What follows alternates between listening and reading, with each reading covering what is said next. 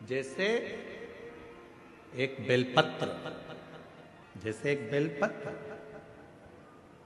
चाहे वो किसी भी अवस्था की हो, चाहे उस बेलपत्र का ये पत्ता आधा टूट गया हो, चाहे वो बेलपत्र का एक पत्ता भी पूरा टूट गया हो, चाहे वो बेलपत्र 2 पत्र की हो गई हो, चाहे वो बेलपत्र को कीड़ा खा गया हो, चाहे वो बेलपत्र खंडित हो गई हो, चाहे वो बेलपत्र किसी भी तरह की हो गई हो, चाहे वो बेलपत्र शंकर जी पे चढ़ी क्यों ना हो, चाहे वो बेलपत्र एक किताब में रखकर सूख गई हो, चाहे वो बेलपत्र के टुकड़े टुकड़े हो गए हो, चूरा चूरा हो गया हो, तो भी वो बेलपत्र मेरे शंकर भगवान स्वीकार कर लेते हैं।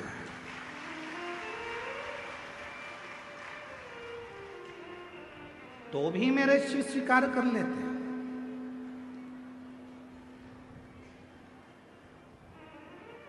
कभी अगर मौका लगेगा तो हम अपनी जिस गाड़ी से हम लोग आते जाते रहते हैं, उस गाड़ी में हम लोग एक किताब रखते हैं शिव जी की, वो एक किताब रखते हैं। उस किताब में बेलपत्र को, ऐसे बेलपत्र को हम लोग रख लेते हैं।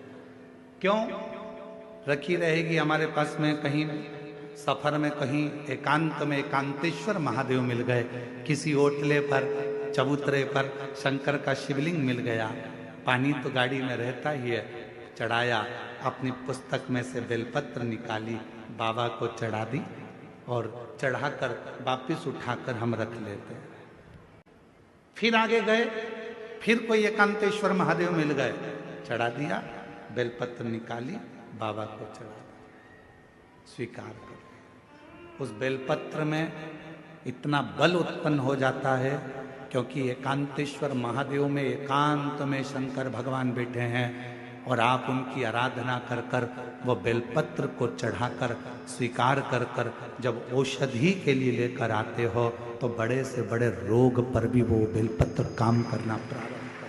वो बेलपत्र, अब कई माताएं यहाँ पर आती हैं, कई माताएं हमारे पास में यहाँ पर आती हैं, जिनका नाम हम पुकारते हैं वो आती हैं, हम बेलपत्र देते हैं तो किसी किसी की बेलपत्र टूटी हुई रहती है, खंडित रहती है, तो माता कहती है तो खंडित है गुरुजी, दूसरी दे दो।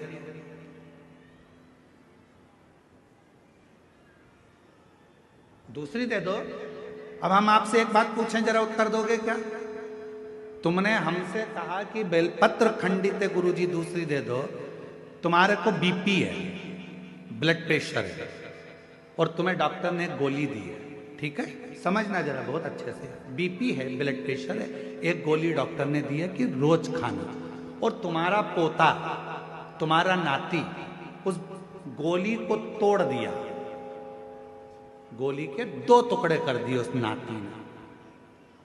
अब वो गोली 2 टुकड़े हो गए, 3 टुकड़े हो गए, तो क्या तुम वो गोली खाओगे तो असर नहीं करेगी क्या? बोलो तो जम के, करेगा ना? गोली तो असर करेगी, भले उसके 3 टुकड़े हो गए, 4 टुकड़े हो गए, 5 टुकड़े हो गए।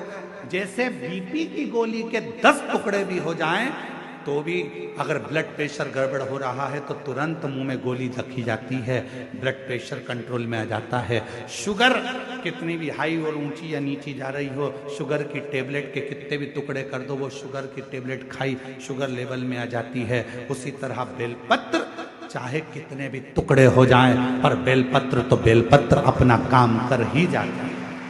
वो बेलपत्र अपना काम करेगी। इसमें गुरुजी ये खंडित हो गई, गुरुजी तुमने तो मेरे को 2 पत्ती दी, गुरुजी इसमें से आधी पत्ती तो टूटी हुई थी, गुरुजी ऐसा।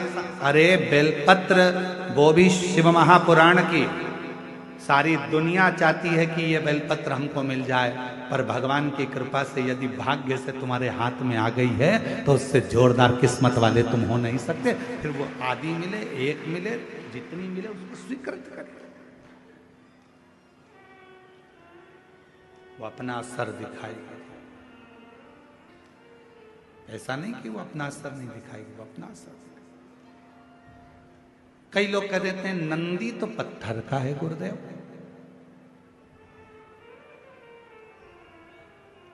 ये हम ही लोग तो विचार कर कर लोगों को सीख देते हैं कि नंदी पत्थर का है। ना ना ना ना,